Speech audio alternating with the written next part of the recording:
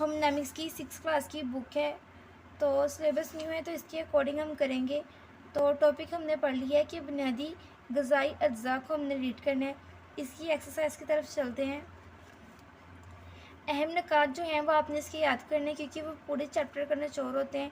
तो इन सब को आप इन सब पॉइंट्स को याद कर लोगे, क्योंकि इनमें से MCQs क्वेश्चन आंसर काफ़ी सारा पेपर में आ जाते हैं। नेक्स्ट इसकी मशक है। इसकी मशक में से क्वेश्चन नंबर 1 को देखते हैं। अगर बच्चे को नाश्ते में 2 फ्राई अंडे, 1 कबाब, 1 दूध का गिलास दिया जाए तो इसके खाने में कौन सा अहम ग़िज़ाई गुज़ू है, यानी कि हिस्सा है ग़िज़ा का जो मौजूद नहीं है। तो करेक्ट इसका आंसर होगा कार्बोहाइड्रेट्स, जो कि हमने रीडिंग में पढ़ा था, जो कि इसमें मौजूद नहीं होगा। नेक्स्ट उन्होंने क्या है, मदद से ग़िज़ा को मुनासिब कॉलम में तहरीर करना है। तो ये नीचे आपको दिया है, काफ़ी सारे इंटरेस्टिंग काम है। तो चिकनाई के बगैर वाले जो हैं इनको आपने यहाँ लिखना है, जो कि चिकनाई वाले हैं उसको आपने यहाँ पे लिख देना है। इसके आंसर में लिखे हुए आप चाहें तो स्क्रीनशॉट ले सकते हैं। अब नेक्स्ट पेज पे चलते हैं। हमारे पास है खाली जगहों में से हमने मुनासिब अल्फाज लगाने हैं, ठीक है। पहला है, एक आदमी के जिस्म में दिन का वज़न 55 से 60% हिस्सा पानी का होता है, ठीक है। पानी में 2 हिस्से होते हैं, एक होता है हाइड्रोजन, एक हिस्सा होता है ऑक्सीजन। चिकनाई जिस्म में ईंधन मुहैया करने का काम करती है, ठीक है।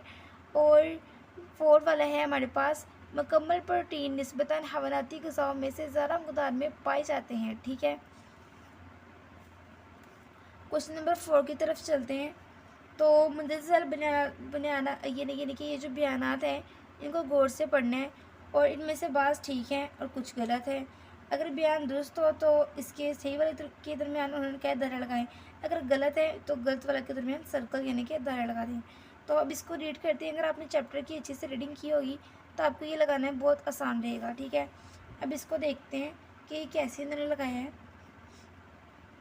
फर्स्ट है, जिस्म को हरकत और तवानाई मुहैया करने का सबसे बड़ा ज़रिया कार्बोहाइड्रेट्स है। तो ये बिल्कुल ठीक है।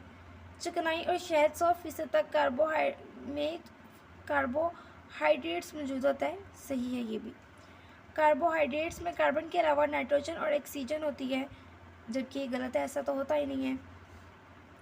प्रोटीन जिस्म को हरारत मुहैया करती है, ये भी हमारे पास ठीक है। अंडे में अच्छी किस्म की प्रोटीन होती है, ये गलत है। दालों से हमें मुकम्मल किस्म की प्रोटीन हासिल होती है, ये भी गलत है। विटामिन हमें सिर्फ हवानाती ज़राए से हासिल होते हैं, जबकि ये भी गलत है। विटामिन E, D, A और K की चिकनाई हल पज़ीर होते हैं, तो ये आंसर इसका ठीक है। मादनी नमकियात के बगैर हड्डियों की नशोनुमा मुनासिब नहीं होती, ठीक है। कैल्शियम और फार्सो दांतों की नशोनुमा के लिए ज़रूरी है, ये भी ठीक है।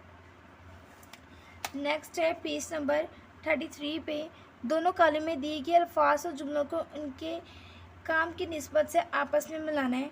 तो जो प्रोटीन है वो खालियात और वबकात के तमीरो मरम्मत के लिए काम आता है। कार्बोहाइड्रेट्स जो है वो ग़िज़ा को शीरी करके इसे लजीज बनाता है।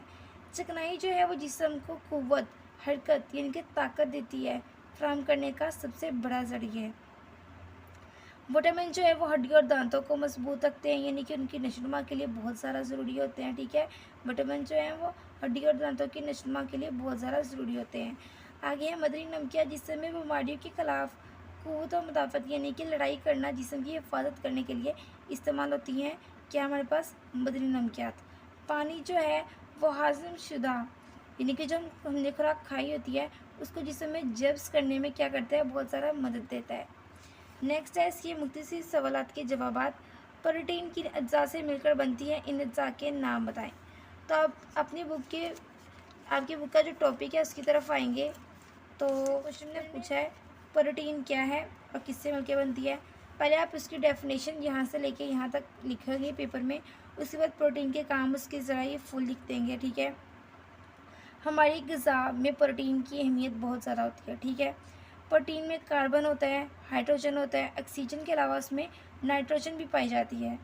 नाइट्रोजन को प्रोटीन में ख़ुसूसी अहमियत हासिल है क्योंकि कार्बोहाइड्रेट से चिकनाई में नहीं पाई जाती।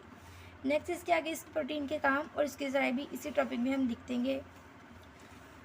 क्वेश्चन नंबर 1 हम कर चुके हैं।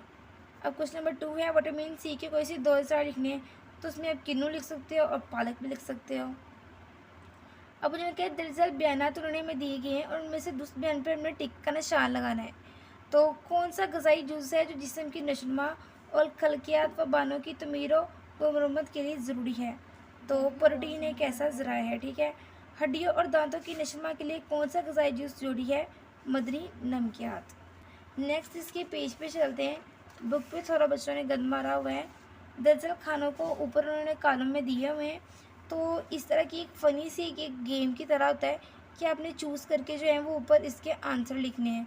तो अब इनमें से देखिएगा कि आपको खुद पता होना चाहिए कि सेहतमंद कौन से हैं और गैर सेहतमंद कौन से हैं। फिर भी इनके आंसर यहाँ से लिखे हुए हैं। आप चाहें तो वीडियो को रोक के स्क्रीनशॉट लेके इसको लिख सकते हैं अपनी बुक के ऊपर।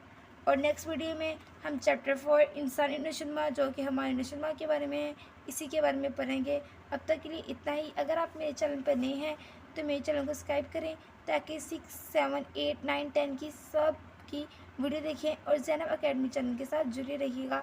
अल्लाह हाफिज़।